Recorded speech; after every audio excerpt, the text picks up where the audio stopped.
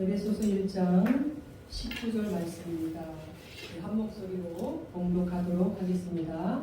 그의 힘의 위력으로 역사심을 따라 믿는 우리에게 베푸신 능력의 지극히 크심이 어떠한 것을 너희로 알게 하시기를 구한다. 아멘.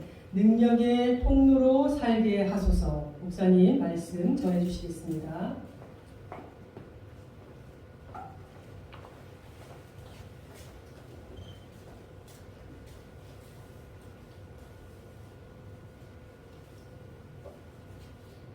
저희가 성경에 보면 강하고 담대하라는 말씀을 자주 보게 되어집니다. 여러분 성경에서 들어보신 적 있으시죠? 네. 그래서 강하고 담대하라는 말이 대부분 함께 나오는 경우가 굉장히 많습니다.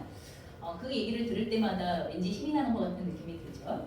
주로 하나님께서 하나님의 종들을 향하여서 또는 하나님의 백성들을 향하여서 하시는 말씀 중에 굉장히 중요한 말씀이기도 합니다. 그러면 도대체 어떻게 하는 것이 강하여지고 담대하여지는 것일까? 명령은 받았는데 강하고 담대하라. 이 얘기를 들으면 강해져야 될 것 같고 담대해져야 될 것 같은데 그러면 도대체 어떻게 하는 것이 강하여지고 담대하여지는 것일까? 우리는 고민이 된다는 것입니다. 그냥 나는 강하다. 나는 무섭지 않다. 나는 할 수 있다. 나에게는 능력이 있다. 그럼 이렇게 주문을 외우시면 됩니까? 세상에서는 그러기도 합니다. 자기 최면이라고 이야기하죠.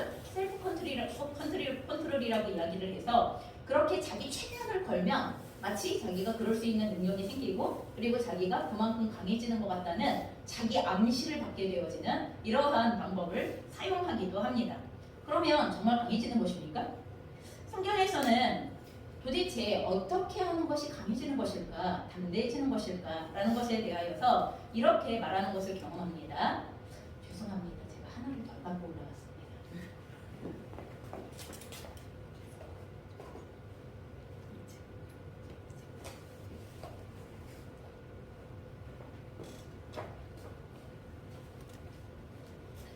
자, 히브리어에서는요, 강함에 대하여 표현하는 단어가 하사크라는 단어가 있습니다. 하사 이렇게 이야기를 할 때 그러면 이 하사크라는 단어의 의미는 무엇이냐 하면 단단히 동여매다 그리고 착 달라붙다 그럼 이런 의미를 가지고 있어요. 도대체 착 달라붙는 거 단단하게 동여매는 게 이게 왜 강한 것일까? 우리는 그렇게 생각이 되어지겠지만 이 단어가 의미하는 것은 그러면 하나님과 우리가 굳게 결속이 되어져 있는 상태 이것을 강함이라고 표현하시기 시작한다는 것입니다. 또한 다바크라는 단어가 있습니다. 이 다바크라는 단어도 강하다에 사용하는 단어인데요. 그러면 이 단어의 의미는 뭐냐 하면 그럼 풀이에요. 풀. 그러면 들에서 자라는 풀 말고요. 종이를 딱 접착시킬 때 여러분 본드 아시죠? 본드, 풀 이런 게 다바크라는 단어예요. 그래서 무엇인가를 딱 달라붙게 하는 것이죠. 그래서 이스라엘에서 강력 본드의 이름 중에 하나가 다바크라는 이름의 강력 본드가 있습니다. 그러면 이 하사크 혹은 다바라는 이 단어를 통하여서 살펴본 성경의 의미로 보았을 때 강하다라는 것, 강하고 담대하라라고 하나님께서 우리에게 말씀하실 때 그 강하다라는 것은요, 내가 스스로 강해지는 것을 말하는 것이 아니라는 것입니다. 강한 것에 딱 달라붙어 있는 상태를 그러면 이것을 강하다라고 이렇게 표현하고 계시다는 것입니다. 인간 자체는 너무나 약한 존재이지만 강하신 하나님께 딱 달라붙어 있으면 우리가 강하여지는 것이라고 우리에게 알려주시는 것입니다. 그래서 성경은 강하고 담대하라라는 말이 나오는 구절에서 언제나 뭐가 같이 나오냐 하면 하나님이 너와 함께 하신다 라는 이 말이 계속 나와요. 하나님이 너와 함께 하신다, 내가 너와 함께 한다 라는 이 말이 이 강하고 담대하라는 말 앞뒤에 계속 나오는 것을 보게 되어집니다. 그러니 스스로 강해질 수 있는 것이 아니라 내가 너와 함께함으로 너는 강하여질 수 있고 또한 그렇게 너와 함께하는 나와 네가 딱 달라붙어 있어야 결속되어져 있어야 단단히 동여매어져 있어야 네가 강해질 수 있다라고 이렇게 알려주시는 것입니다. 그러면서도 성경에서는 그렇지 않을 때 인간 자체로서의 우리의 모습에 대하여서 약하다는 말씀을 자주 사용하십니다. 인간은 너무나 약한 존재야. 인간은 많이 부족한 존재야. 인간은 많이 갈대같이 흔들리는 존재야. 자주 꺼지는 존재야. 이런 얘기들을 하시는 것을 보게 되었습니다. 여러분 그 말은 인간이 못났음에 대하여 말씀하시는 것입니까? 우리의 귀를 죽이려고 너네들은 약하잖아. 이런 얘기 하시는 거예요? 절대로 그렇지 않습니다. 하나님께서 우리에게 너희들은 약한 존재야 라고 이렇게 말씀하실 때에 우리가 우리의 약함을 인정할 때에야만 그래야만 비로소 강하신 하나님을 붙잡을 수 있는 전제가 형성이 되어지기 때문에 하나님을 붙잡아야 하겠다라는 필요가 일어나게 되어지는 그런 그와 같은 상태가 벌어집니다. 우리가 약하다는 것을 알지 못하면 우리가 약한 존재라는 것을 인정하지 못하면 우리는 계속해서 착각하는 거죠. 내가 스스로 강한 존재가 되어줄 수 있을 거라고, 아니면 내가 스스로 시간이 좀 지나고 훈련을 열심히 하고 내가 또 세상적인 어떤 지식을 습득하고 뭘 하면 내가 스스로가 강하여질 수 있는 존재라는 착각을 갖고 있을 때 우리는 실제로 강하여지는 법인 하나님을 딱 붙잡는 법을 우리가 애쓸 수 없게 되어지기 때문에 약하다는 것을 인정하지 않고는 스스로 강해질 수 있다고 여기는 동안에는 인간은 절대로 강하신 하나님을 붙잡지 않습니다. 그래서 성경에서는 계속 인간은 인간 자체로서의 그 연약함의 모습을 인정할 수 있어야 한다. 그게 겸손이다라고 우리에게 알려주시는 것이죠. 또한 성경에서 우리가 약하다고 이야기를 하시는 이유 중에 하나는 무엇이냐 하면 내가 아무것도 아니라는 이것을 인정하기 시작할 때에야만 하나님과 올바른 관계가 형성되어질 수 있기 때문에 그래요. 어떻게 하면 딱 달라붙는 건데 라는 것을 이야기하자면 하나님과 올바른 관계가 형성되어져 있어야만 우리가 하나님 앞에 딱 달라붙을 수 있기 때문에 그런 것입니다. 여러분 하나님은 창조의 주이시죠? 아멘? 우리는 피조물입니다. 여러분 창조주이신 하나님과 인간인 피조물인 인간의 차이에 대하여 여러분 이 얼마나 다른지에 대하여서 여러분 가늠해 보신 적이 있으세요? 도대체 인간이 얼마나 강해지면 하나님만큼 강해질 수 있습니까? 아니면 인간이 얼마나 지혜로워지면 하나님만큼 지혜로워질 수 있는 것입니까? 그럼 1000배 정도 강해지거나 지혜로워지면 우리는 하나님같이 될 수 있는 것입니까? 아닌 거죠. 창조주는 피조물보다 도대체 얼마쯤 더 강하고 지혜롭고 능력이 있고 뛰어난 것일까? 뛰어난 분일까? 아무리 생각한다 하더라도 하나님께서는 그렇게 말씀하시지 않아요. 완전히 다르다 이렇게 얘기했어요. 내가 애쓰고 노력해서 한 1000만 배쯤 뛰어나지만 네가 하나님 같아질 수도 있어. 이렇게 얘기하시는 게 아니라 인간이 1000만 배쯤 강해져도 인간이고 그리고 하나님과 견줄 수 없는 존재라는 것을 처음부터 나와 너희는 다르다 이렇게 말씀하시기 시작한다는 거예요. 그런데 가늠할 수조차 없이 약한 이 존재인 인간이 반대로 가늠할 수 없이 높고 위대하신 하나님의 사랑을 받아요. 놀랍게도 그 가늠할 수 없는 위대하고 놀라우신 하나님의 사랑을 받으면 어떻게 되어지냐 하면 존귀해집니다. 여러분 우리가 존귀해집니다. 나 자체가 존귀해서 스스로 존귀해지는 것이 아니라 나 자체의 어떤 능력이나 내 나 자체가 가지고 있는 어떤 뛰어난 무엇이 있어서 존귀해지는 것이 아니라 가늠할 수 없는 놀라우신 하나님의 사랑을 받았기 때문에 그것 때문에 우리의 존재가 존귀하다고 말씀하시고 그리고 존귀한 존재로 너도 스스로 인정하라고 이렇게 말씀하시는 것입니다. 다시 말해서 하나님이 나를 죽도록 사랑하셔서 여러분 그래서 나는 존귀해지는 거예요. 여러분 나는 분명히 연약한 존재이지만 너무나 놀라웠고 뛰어나시고 광대하시며 충량할 수 없는 사랑을 가지고 계시는 하나님께서 나를 죽도록 사랑하신다는 그 안에서 그 사랑 때문에 나는 오늘도 하나님의 사랑을 받는 존재입니다 라고 하나님과의 관계를 올바르게 정립을 할 수가 있는 것입니다. 성경에서 인간의 연약함에 대하여서 말씀하시는 또 하나의 이유는 왜 그러냐 하면 여러분 우리가 연약해져야지만 연약한 그때에야만 하나님의 능력의 통로가 되어질 수 있기 때문에 우리의 연약함에 대하여 성경은 우리에게 알려주시기 시작하는 것입니다. 여러분 통로라는 말은 통로이기 때문에 비어 있어야 한다는 거예요. 무엇과 무엇을 연결해주는 역할을 하고 있는 거고 그 무엇과 무엇 사이를 연결해 주려면 여기에서 여기로 가는 아니면 이쪽에서 이쪽으로 가는 그 무엇인가가 쭉 연결이 되어져야만 여러분 그래야지만 그 통로의 역할을 잘 감당할 수 있게 되어지는 것입니다.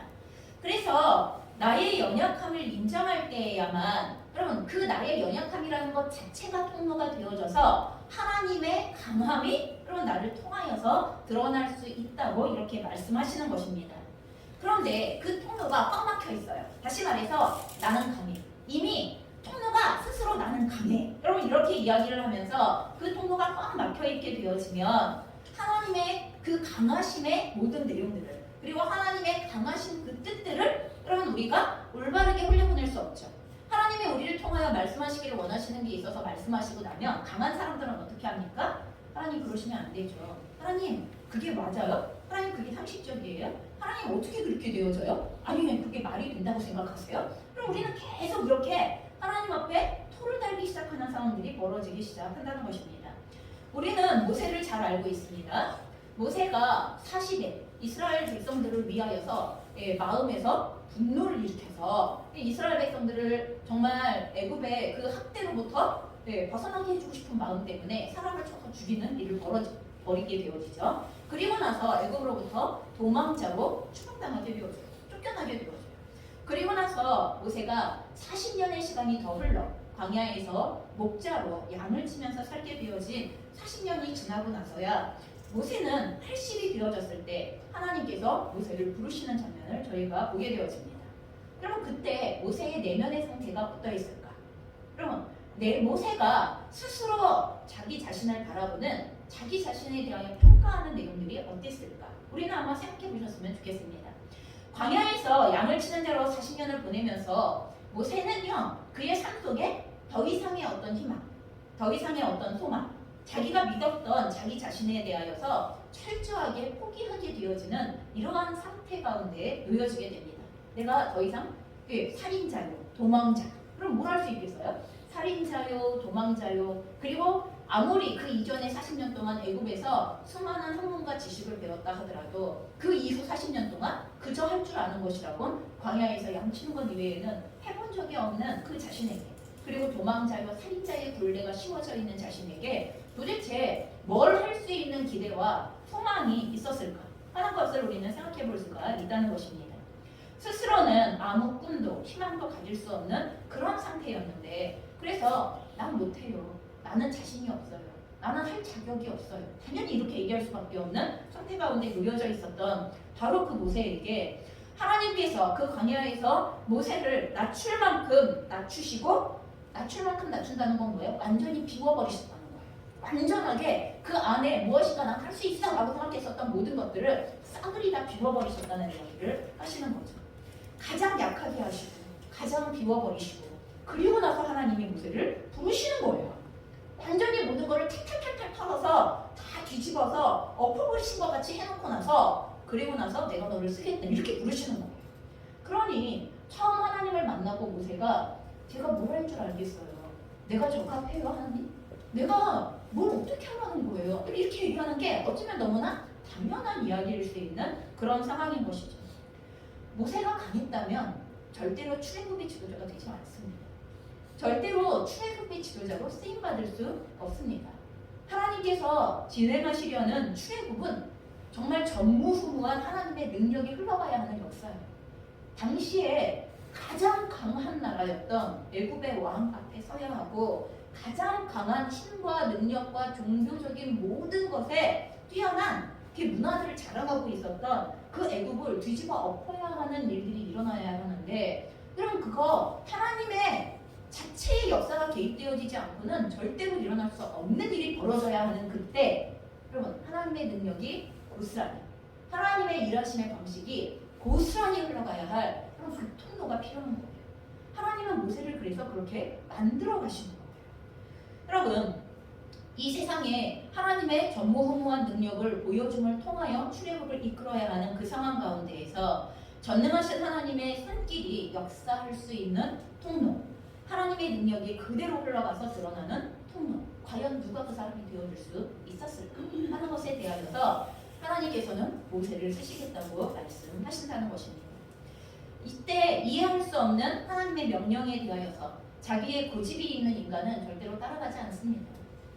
다른 방법 없을까요? 하나님 계속 차선을 아니면 인간의 이해할 수 있는 방식이라고 생각하는 그 무엇인가를 제시하는 일들이 계속 일어났을 것입니다. 그렇기 때문에 하나님은 언제나 하나님의 명령에 자기를 내려놓고, 여러분 자기를 내려놓는다는 것은 내 이성과 판단을 내려놓는다는 거야. 나의 경험을 내려놓고, 그리고 내가 배웠던 알고 있다고 생각했던 지식을 내려놓고, 내가 할 수 있다고 생각하는 범주에 무엇인가를 내려놓고, 여러분 그게 자기를 내려놓는 거죠. 그리고 하나님께서 무엇을 말씀하시든지 그것에 순종할 수 있는 사람이 필요하시다는 것입니다. 이런 사람만 하나님의 능력의 통로로서의 하나님의 능력을 올바르게 세상 가운데와 사람들 앞에 드러낼 수 있게 된다는 것입니다. 그래서 철저하게 비워지고 약해진 사람, 그래서 하나님을 철저히 의지하는 사람이 필요했고, 모세가 바로 그런 사람이었다는 것입니다. 여러분 그럼에도 불구하고 오늘날도 수많은 성도들은 능력의 비결을 알지 못해요. 그러면 내가 능력의 통로가 되어지는 거지 나 자체가 능력이 강해지는 것이라고 생각하는, 여러분 이러한 생각을 가지시면 안 됨에도 불구하고 얼마나 많은 성도님들이 자신의 스스로의 능력으로 하나님 나를 강하게 해주세요, 하나님 나를 능력 있게 해주세요, 하나님 나를 힘있게 해주세요, 아니면 하나님 나를 뛰어나게 해주세요. 여러분 우리는 내가 뛰어나지길 바라는, 내가 높아지길 바라는, 내가 강력해지기를 바라는 이 열망을 계속하여 하나님 앞에 부르짖고 있다는 것입니다. 그래서 자신이 강해지는 것을 통하여서 일하면 하나님이 영광 받는다고 생각하는 거죠. 자기가 뛰어나지는 것을 통하여서 내가 높아져서 일하기 시작하면, 아니면 내가 부유해져서 일하기 시작하면, 그러면 그게 하나님께 영광이 되어줄 수 있다고 착각한다는 것입니다. 우리가 지난주와 그 전주에 걸쳐서 우리 인생 가운데에서 가장 중요한 첫 번째 것은 하나님을 똑바로 아는 것이라고 우리가 함께 말씀을 나누었습니다. 하나님을 똑바로 알아야 하나님의 형상으로 지음받은 나를 똑바로 알 수 있다고 우리가 이야기했습니다. 또한 두 번째 주에 우리가 그 하나님을 똑바로 아는 그 지식 안에서 하나님의 나를 향한 계획, 부르심의 소망을 올바로 알아야 한다는 것을 배웠고, 여러분 그래서 우리가 하나님도 알고 우리를 향하신 부르심의 소망도 알았다고 칩시다. 여러분 우리가 알게 되었다고 칩시다. 그러니 이제 그것을 이루어야 되겠는데, 그러면 알면 뭐예요? 이루어야지. 이루어야 되겠는데, 그러면 이것을 이루는 것에 대하여서 도대체 어떻게 이룰 수 있냐는 거예요. 나에게는 힘이 없는데, 나에게는 그럴 만한 능력이 없는데, 나에게는 그럴 만한 자신이 없는데, 알면 뭐하냐는 거죠. 여러분 그런 것도 있어요. 알면 뭐예요? 내가 할 수 있는 능력이 없는데, 그래서 알고 싶지 않은 것도 있어요. 우리에게 어쩌면 얼마나 많은 성도님들이 하나님을 아는 것도, 자신을 향한 부르심의 소망을 아는 것도 한편으로 알기를 원하면서도 또 한편으로, 그럼 알면 뭐예요? 할 수가 없는데, 어쩌면 이런 마음 때문에 적극적으로 구하지 않는지도 모르겠습니다. 그런데 오늘 우리의 본문 다시 한번 보도록 하겠습니다. 오늘 우리가 살펴본 본문에서 우리가 어떻게 하나님을 알고 하나님의 부르심의 소망을 알게 되어진 것을 그렇게 살아갈 수 있는가라는 것에 대하여 이어서 우리에게 그 비결들을 알려주고 있는 그런 말씀입니다. 그의 힘의 위력으로 역사하심을 따라 믿는 우리에게 베푸신 지극히 크심이 어떠한 것을 너희로 알게 하여 주시기를 구하노라 라고 우리가 개역 개정에는 되어져 있고, 새 번역에는 또한 믿는 사람들이 우리에게 강한 힘으로 활동하시는 하나님의 능력이 얼마나 엄청나게 큰지를 여러분이 알기를 바랍니다. 여러분 이것을 알고 믿고 구하고 우리가 그 통로가 되어져야 한다는 것을 이야기를 하고 있습니다. 또한 공동번역에서는 그리고 우리 믿는 사람들 속에서 강한 힘으로 활동하시는 하나님의 능력이 얼마나 위대한지를 여러분에게 알게 하여 주시기를 빕니다 라고, 여러분 이 중보기도 하고 있는 내용 자체가 하나님이 우리 안에서 하나님의 능력으로 얼마나 강하고 얼마나 위대하신 능력으로 우리 안에서 일하시는 하나님이신가에 대하여서 너희가 알게 되어지기를 간절히 바란다고 기도한다고 바울이 이렇게 이야기하고 있는 내용입니다. 여러분 이 본문을 볼 때 여러분 몇 가지의 사실을 알 수 있는데, 첫 번째는 하나님은 강하고 능력이 있으시다는 거예요. 위력이 있으시다는 거예요. 강한 힘으로 활동하신다는 거예요. 능력이 지극히 크시다는 거예요. 하나님의 능력은 무한하시고 위대하시다는 거예요. 하나님이 어떤 분이시냐라고 이렇게 물어볼 때 하나님의 능력에 대하여서 말하는 것이죠. 두 번째는 무엇이냐 하면 하나님은 그 능력을 가지고서 일하시는 하나님이시다, 활동하시는 하나님이시다, 작동하시는 하나님이시다 하는 것을 두 번째 알 수 있다는 것입니다. 그 말은 다른 말로 이야기하여서 곧 하나님이 그 능력을 베풀기를 원하시는 분이시다. 자기가 가지고 있는 능력을 일하심을 통하여서 흘려보내시고 베풀기를 기뻐하시는 분이시다라고 이렇게 얘기하는 거예요. 그럼 하나님은 하나님의 능력을 베푸시기를 인색해 하지 않으십니다. 너무나 기뻐하시고 소원하시고 원하신다는 것입니다. 그래서 그 다음에 하나님께서 그렇기 때문에 하나님께서 가지고 계시는 자기의 위대하신 능력을 베풀기를 원하시는데 아무한테나 주시는 거예요? 아무렇게나 베푸시는 거예요? 아무런 원리도 없이 베푸시는 거예요? 아니 그렇게 하실 수 없어요. 그래서 하나님은 사람을 찾으시는 거예요. 사람을. 하나님의 능력을 받아서 잘 사용할 수 있는 사람. 하나님의 능력이 능력 100에 사용할 수 있는 사람. 하나님의 능력이 능력 100에 드러낼 수 있고 나타낼 수 있는 사람을 하나님은 찾으신다는 것입니다. 그래서 하나님의 능력의 통로가 될 사람을 오늘도 우리의 삶 가운데 찾고 계시는 하나님이시다라는 것을 오늘 에베소서 1장 19절은 우리에게 말씀해 주시고 있는 것입니다. 제발 믿으셔야 합니다. 하나님이 가지고 계시는 능력의 위대하심, 그리고 그걸 가지고 우리에게 베풀기를 원하신다는 것을, 그리고 그걸 베풀 수 있는 사람을 찾고 계시다는 것을. 이게 하나님의 일하심의 원리입니다. 그렇다면 정말 하나님은 하나님과 세상 사이에 통로가 되는 사람을 찾고 계시는 것일까? 여러분 우리가 말씀을 통하여 확인해 보겠습니다. 출애굽기 19장 6절의 말씀입니다.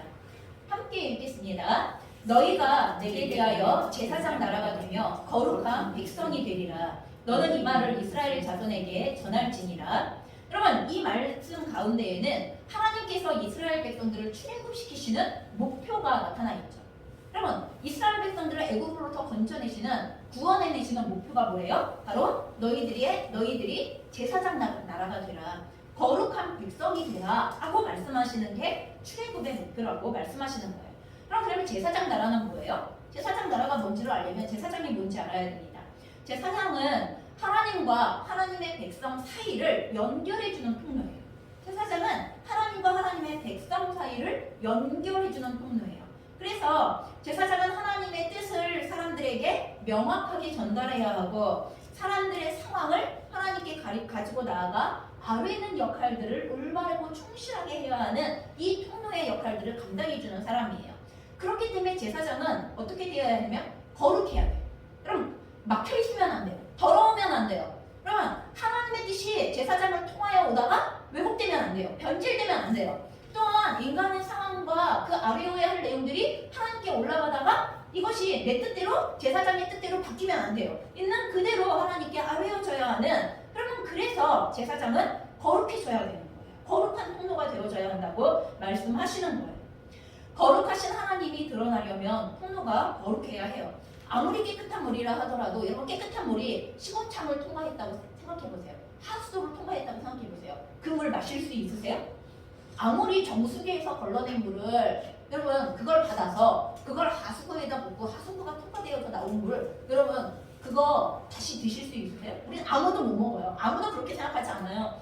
그런데 통로가 하수구 같으면, 통로가 되어지는 제사장이 하수구 같으면 어떤 일이 벌어지는 거예요?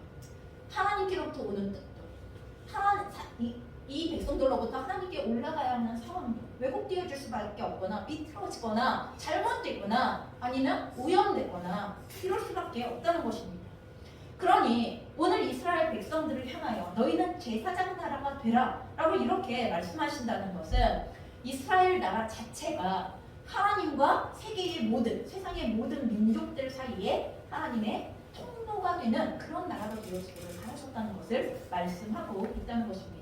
그러니 이스라엘 백성들에게 너희는 거룩한 백성이 되라 라고 말씀하시는 건 너무 당연한 결과임을 우리는 보게 되었습니다. 자, 구약에서 이렇게 이스라엘 백성을 하나님과 세상의 통로가 되게 하시려고 하시는 하나님의 능력의 통로를 찾고 계시다는 것을 보는 것처럼 신약 성경에서도 마찬가지입니다. 여러분 사도행전 1장 8절에 보면 오직 성령이 너희에게 임하시면 너희가 권능을 받고 예루살렘과 온 유대와 사마리아와 땅 끝까지 이르러 내 증인이 되리라. 여러분 이렇게 말씀하십니다. 그럼 예수님께서 제자들에게 너희들은 세상 가운데 나아가서 하나님의 나라를 증명하는, 그리고 나를 예수님을 증명하는 사람으로 살아라. 보여주는 사람으로 살아라. 다시 말해서 세상에게 하나님이 어떤 분이신가를 똑바로 드러내라. 그러면 이런 얘기를 지금 하고 계시는 거예요. 또한 그렇게 살아갈 수 있도록 성령을 부어주겠고 필요한 것을 공급해 주겠다라고 이렇게 말씀하시는 것을 저희가 듣게 된다는 것입니다. 여러분, 오늘 너희는 내 증인이 되라 라고 말씀하시는 이 말씀이 이스라엘 백성들을 향하여서 너희가 제사장 나가라가 되고 그리고 거룩한 백성이 되라 하시는 말씀과 다른 말씀이에요? 아니에요. 똑같은 말씀이에요. 이 말씀은 너희가 세상에 나아가 나의 증인이 되라 라고 하실 때 하나님이 어떠한 분이심을 우리는 올바르게, 여러분, 하나님의 하나님 되실 수 있도록, 하나님이 하나님 자체로 세상 가운데 드러나실 수 있도록 우리는 증언하는 자요, 전하는 자요, 그리고 전달해주는 역할들을 똑바로 해야 하는 역할들을 해야 한다는 것입니다. 여러분, 그러니 성경은 하나님과 세상 사이에 통로가 되어줄 사람들을 구약의 그 시대나 신약의 이 시대나 예수님께서 천하시고 난 지금의 이 시대에도 하나님이 일하시는 원리는 달라지지 않죠. 하나님의 능력의 통로를 찾고 하나님의 능력을 베푸시기를 원하시는 이 방법이 전혀 달라지지 않는다는 것을 저희는 기억하시고 믿으셔야만 합니다. 그래서 그 사람을 통하여 하나님의 능력이 세상에 흘러가게 되기를, 그래서 세상에 하나님의 능력과 거룩하심을 알게 되고 찬양하게 되고 영광을 돌리게 되어지기를 오늘도 간절히 바라고 계시다는 것입니다. 여러분, 저희는 다니엘서에서 풀무불에 던져졌었던 다니엘의 세 친구를 기억합니다.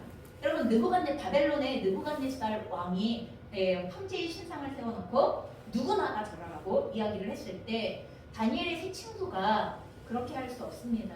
저는 하나님을 섬깁니다 하는 것에 대하여서 그렇게 할 수 없다고 얘기하자 너무 화가 나서 풀무불의 세기를 평소보다 7배나 높여서, 그래서 이 세 친구를 풀무불 가운데 갖다 던지려고 끌고 가던 그럼 그 병사가 타 죽을 정도로 여러분 그런 상태가 되어져서 이 세 친구가 풀무불에 던져졌어요. 그런데 놀라운 일이 벌어지죠?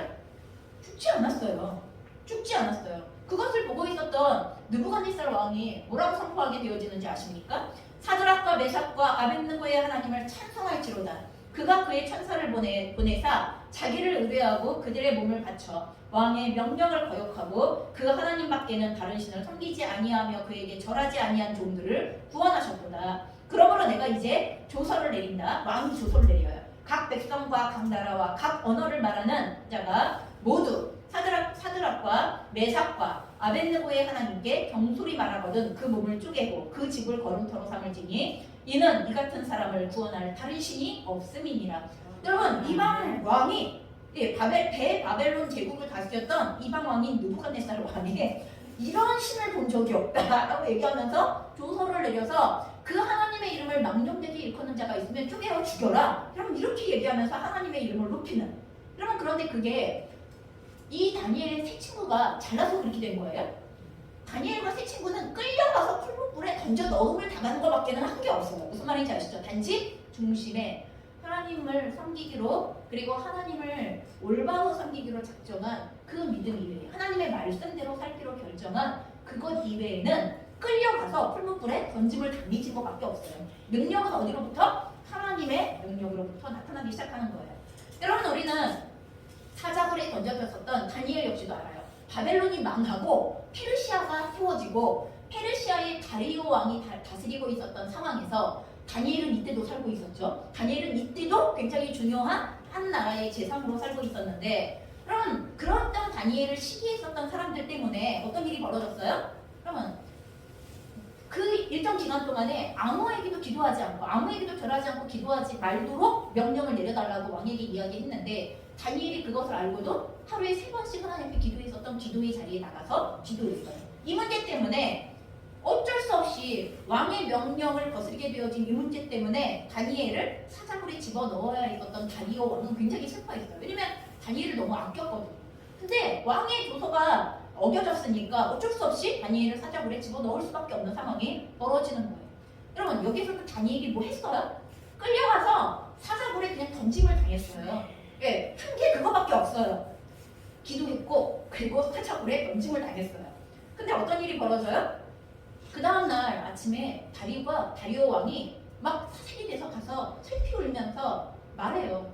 혹시 하나님이 너를 구원했니? 구원하지 못했을 거라고 생각하고 울면서 물어보는 거예요. 혹시 답이 있을까 하여서 혹시 하나님이 너를 구원했냐고 물어볼 때 그럼 그럴 때 예, 하나님께서 사자의 입을 막고 나를 구원하셨다고 다니엘이 선포하죠. 그때 이 다리오 왕이 내린 조서예요. 내가 이제 조서를 내리노라. 내 나라 관할 아래에 있는 사람들은 다 다니엘의 하나님 앞에서 떨며 두려워할지니 그는 살아계시는 하나님이시요 영원히 변하지 않으시리시며 그의 나라는 멸망하지 아니할 것이요 그의 권세는 무궁할 것이며 그는 구원도 하시며 건져내기도 하시며 하늘에서든지 땅에서든지 이적과 기사를 행하시는 이로써 다니엘을 구원하여 사자의 입에서 벗어나게 하셨음이라. 여러분 이게 다리오 왕이 내린 조서예요. 그러면서 하나님의 어떤 분이신가를 그 온 나라 가운데 선포하게 되어지고 그리고 그의 권세가 무궁할 것이라고 찬양하게 되어지는 여러분 이방 민족의 왕이 하나님을 열렬하게 찬양하게 되어지는 이 놀라운 역사가 벌어지는 거. 여러분 이게 다니엘이 능력이 많아서요? 아니에요. 다니엘은 아까도 얘기했어요. 사자굴에 던짐을 당했어요. 그냥 약했어요. 그러면 죽이면 죽어야지 어떻게 해요? 죽임을 당할 수밖에 없는 상황에서 죽이면 죽어야지 어떻게 해요? 내가 갖고 있는 권세가 없고 내가 갖고 있는 힘도 없고 그리고 할 수 있는 게 나에게는 아무것도 없어요. 그런데도 불구하고 하나님께서 오늘 벌이신 놀라운 일들을 우리가 살펴볼 때 여러분 하나님의 이 능력은 이 다니엘 시대에만 통용되는 거예요. 오늘은 그런 분이 아니세요. 하나님은 그때만 능력이 있고 오늘은 능력이 없으세요. 그래서 아무 능력이 일어나지 않는 거예요. 우리가 너무나 착각하는 것은 하나님이 성경에서 그때는 그랬지만 오늘은 그럴 수 없으세요. 이렇게 생각하는 거예요. 어제나 오늘이나 하나님의 능력은 언제나 동일하십니다. 하지만 문제는 이와 같은 하나님의 능력을 진짜 믿고 하나님께 하나님의 말씀에 자신을 던지는 통로가 되어지는 사람들이 없다는 게 문제인 거죠. 하나님께서 능력을 베푸시기를 원하시지만 그 능력을 베풀 수 있는 통로를 찾으실 때 그 통로로 하나님을 신뢰하고 하나님의 말씀을 신뢰하고 여러분 나 자신의 약해짐을 통하여서 나 자신의 비워짐을 통하여서 하나님의 강함과 능력이 드러날 수 있도록 자신을 내어드리고 있는 하나님의 백성이 없다는 게 이게 문제가 되는 거예요. 이게. 여러분 우리가 통일한국을 위하여 기도해요? 여러분 우리가 이 나라와 민족이 하나님께 쓰임받기를 위하여 기도해요? 답답하잖아요. 하나님 누가 그럴 수 있어요? 누가 그럴 수 있어요? 저희도 그러잖아요. 대선 후보들을 보면서 생각하잖아요. 정말 뽑기는 뽑아야 되겠는데 이 상황을 어떻게 해야 하는 것인가 하는 것에 대하여 우리는 난감한 상황을 계속해서 경험해요. 사람이 없다는 말이 무슨 말인지. 아니 우리나라에 그 많은 똑똑한 사람들이 있는데 아니 대선 후보는 이분들밖에 없는 거야? 막 이런 생각이 들지 않으세요? 어느 순간에? 이게 지금 뭐 하자는 얘기지? 막 이런 상황. 아니 우리나라 그렇게 잘 나간다며. 우리나라가 그렇게 뛰어나다며. 우리나라가 그렇게 전 세계 가운데에서 명성과 위력이 자제해지기 시작하는 그런 민족이라며. 아니 근데 왜 이건 뭐지? 막 이런 생각이 들 정도로 정말 이럴 수밖에 없는 것인가? 라는 생각이 들어요. 하나님은 사람을 찾고 찾으세요. 그런데 중요한 건 하나님이 그 능력을 베푸실 수 있는 통로가 과연 있는가의 문제라는 거예요.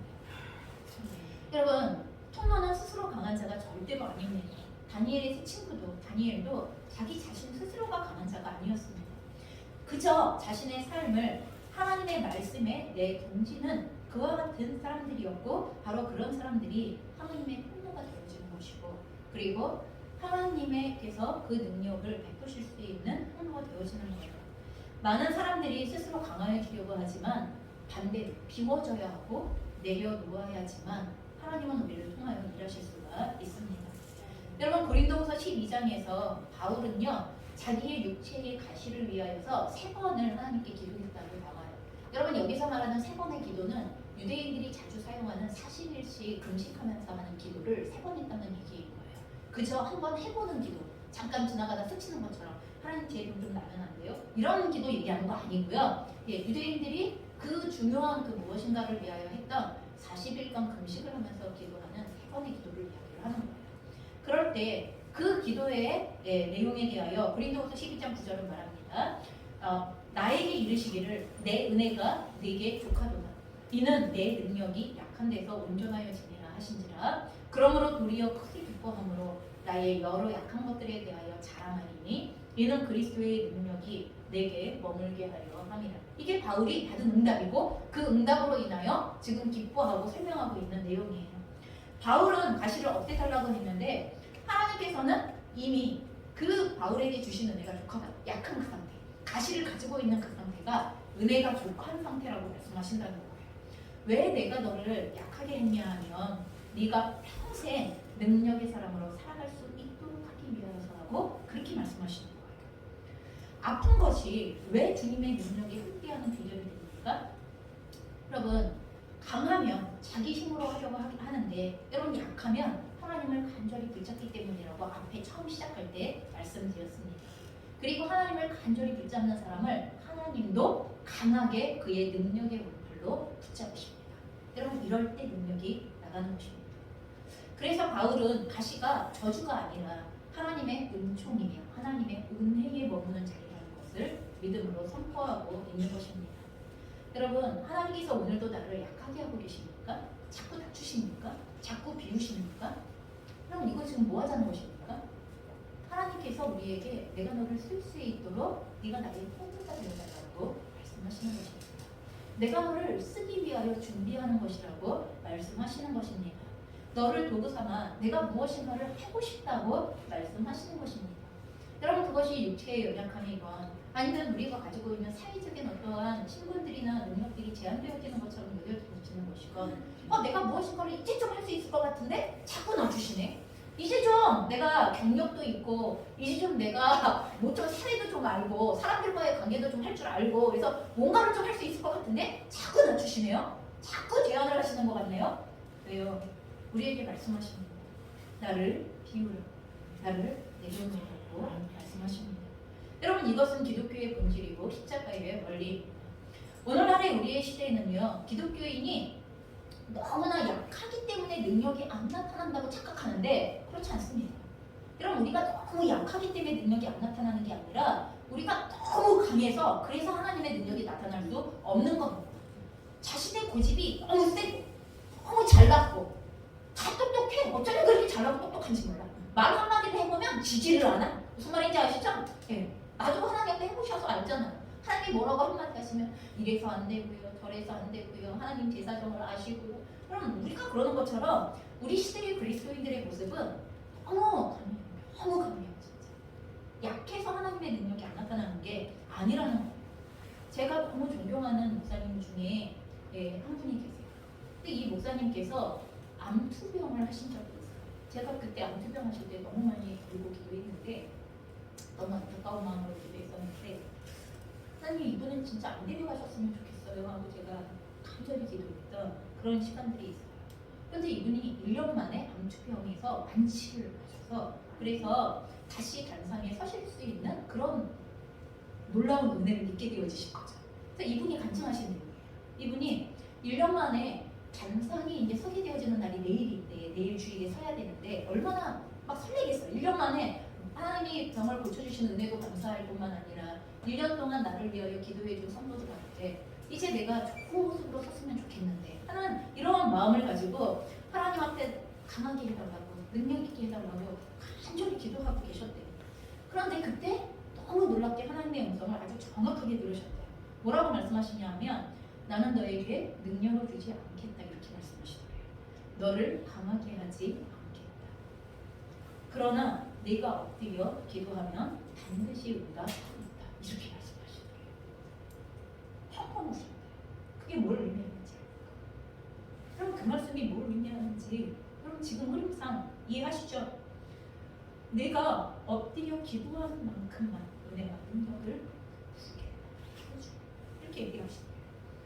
그때 이 목사님께서는 하나님이 원하시는 것은 내가 강해지는 것이 라는 걸 철저하게 인정하시고 나서 하나님이 약함을 통하여서 일하신다는 것을 철두철미하게 그 뒤로 더욱 하나님 앞에 엎드리며 나아가는 삶에 대해서 전적으로 의존하시는 삶을 살기 시작하셨다. 그리고 또 하나는 내가 강해지지 않고 능력이 있어지지 않아도 된다는 그 자체가 세상에서 요구하는 세속정신의 그 모든 굴레들을 벗어버리게 되었죠.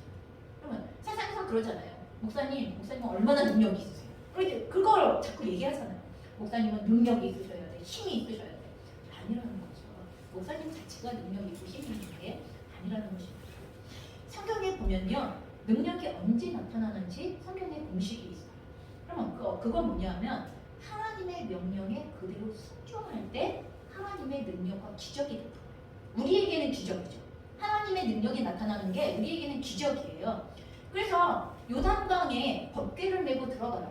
아니 그게 말이 돼요? 법궤를 메고 요단강에 들어가는 게 그게 어떻게 요단을 건널 수 있는 길이래? 말도 안 되는 일인데 그 말도 안 되는 일을 여호수아가 제사장들에게 시켜요. 그리고 제사장들이 그 말도 안 되는 일을 여호수아의 명령으로 진행해요. 근데 요단의 물이 멈춰요. 그리고 요단을 건너가요. 기적이죠. 그러면 이건 하나님의 놀라운 능력이 나타나는 현장이고 기적인데 그 기적이 언제 일어난다고요? 바로 하나님의 명령에 순종할 때 일어나요. 여러분 이것이 기독교의 신비예요. 여러분 기독교의 신비는 하나님께 전적인 순종을 통하여서 드러나게 되어지는 거가 이게 기독교의 신비예요. 여러분 우리는 매일매일 이 신비를 마주치기를 원하시죠? 매일매일 하나님의 기적을 경험하는 현장 가운데 있기를 원해요. 그런데 중요한 거 하나님께서 우리를 비워 또한 우리를 내려놓아 순종케 하시려는 하나님의 능력이 드러나게 하시려는 그 통로로 드리는 삶으로는 그 순종으로는 나아가지 않는다는 것을 여러분 이것을 우리가 경험하고 있다는 거예요.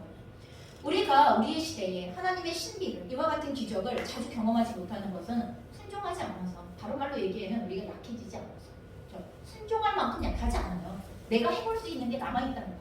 내 뜻대로 해볼 게 남아있고 내 지혜대로 해볼 게 남아있어서 그래서 아직도 꽉챙기고 있고 실험하고 있는 그래서 절대로 순종하지 않아요. 여러분 우리는 조금 더 약해져야 합니다. 여러분 얼마만큼 약해져야 합니까? 기도할 만큼 약해져야 됩니다. 여러분 기도할 만큼은 약해져야 여러분 우리가 기도할 수 있습니다. 믿는 구석이 있으면 절대 기도하지 않습니다. 스스로 강한 것을 갖고 있으면 절대로 기도하지 않습니다. 사람들이 인생의 주도권, 통제권을 스스로 가지고 싶어서 애쓰죠. 그게 잘 안 되는 건데도 될 수 없는 건데도 자꾸 그렇게 애씁니다. 하지만 우리는 이제 나의 인생의 주도권을 하나님께서 가지시고 인도하시도록 제발 좀 내어드려야 돼요. 여러분 내가 계획한다고 해서 인생이 내 뜻대로 되면 얼마나 좋겠어요?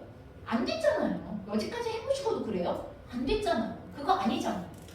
단지 하나님께서 나의 인생의 주도권을 전적으로 사용하셔서 여러분 우리가 기도를 통하여 하시는 말씀을 듣도록 그리고 하시는 말씀에 대하여서 하나님 명하시고 어떻게 하라고 하시는 것까지 순종하는 것을 자꾸만 경험하고 배우는 것이 이게 우리의 인생이 하나님의 뜻대로 이루어져가는 하나님의 뜻대로 만들어져가는 유일한 길이 된다는 것을 기억하셔야만 합니다. 거기서 우리는 하나님의 신비를 만날 것이고 거기에서 하나님의 능력이 드러나는 것을 우리는 보기에 도와줄 것입니다. 여러분 나는 약하다고 고백하는 사람 그래서 주님께 묻는 사람 나아가 주께서 말씀하실 때 나를 내려놓고 그 말씀에 순종하여서 한 걸음을 내딛는 사람 여러분 이런 사람은 하나님의 능력의 통로가 됩니다. 바로 저와 여기에 계시는 우리들이 그런 하나님의 능력의 통로로 살아가시는 올 한 해 그리고 우리의 평생의 날에 놀라운 그런 하나님의 신비를 경험하게 되어지는 삶이 되어지기를 주님의 이름으로 축원합니다. 같이 기도하시겠습니다.